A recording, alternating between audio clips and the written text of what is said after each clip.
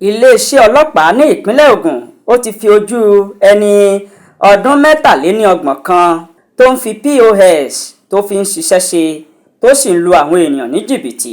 ẹni ọdún 23 tí wọ́n pe orúkọ rẹ̀ ní Ayọ̀ọ́lá Ṣeun ní àjọ ọlọ́pàá ni wọ́n ti gbé lọ sí iwájú ilé ẹjọ́ májísírèètì tó kalẹ̀ sí ìpínlẹ̀ Ògùn lórí ẹ̀sùn wípé ó lu iléeṣẹ́ kan ní jìbìtì 891,000 naira.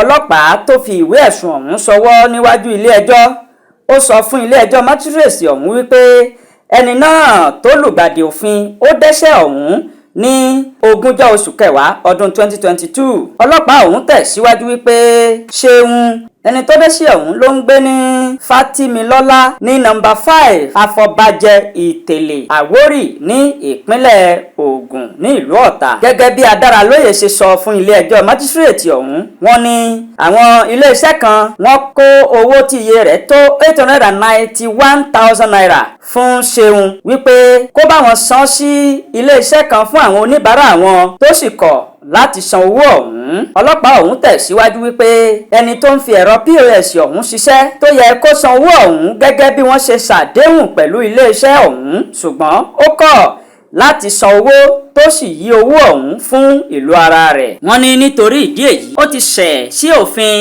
lábẹ́ òfin 390 section 9 títí ìwé òfin 419 ní ìpínlẹ̀ Ògùn tọdún 2006 nígbà tí wọ́n fún ẹni tí ń fi ẹ̀rọ POS ọ̀hún ṣiṣẹ́ wípé kó sọ̀rọ̀ sí ọ̀rọ̀ yìí. ó ní òun ò jẹ̀bi lábẹ́ bó ṣe lè wù kó mọ ní adájọ́ májísírèètì Mrs.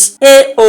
Adéyẹmí ó gba béèlì rẹ̀ pẹ̀lú owó tó tó 100,000 naira pẹ̀lú onídùúró tó ń gbé ní àyíká agbègbè ilé ẹjọ́ ọ̀hún tí onídùúró ọ̀hún yóò sì jẹ́ òṣìṣẹ́ ìjọba pẹ̀lú ìwé owó orí sísan láti bí ọdún 3 sẹ́yìn. wọ́n wá sún ìgbẹ́jọ́ sí ọjọ́ 3 oṣù kẹrin ọdún tí a wà yìí. ẹ̀yin èèyàn ẹ fura o, torí pé ìfura lòògùn àgbà. ẹni tó ń fi POS ṣiṣẹ́ wọ́n ló lu àwọn ènìyàn ní jìbìtì 891,000 naira ní ìpínlẹ̀ Ògùn. ẹ bá tẹ subscribe sí Ọ̀rẹ́ TV kí ẹ lè máa rí àwọn iṣẹ́ tuntun tí a bá gbé jáde. a máa ń ṣiṣẹ́ lórí òṣèlú, eré ìdárayá, àṣà.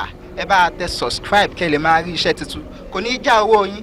And help us subscribe to Ọ̀rẹ́ TV so that you can start seeing our works. See you on the other side.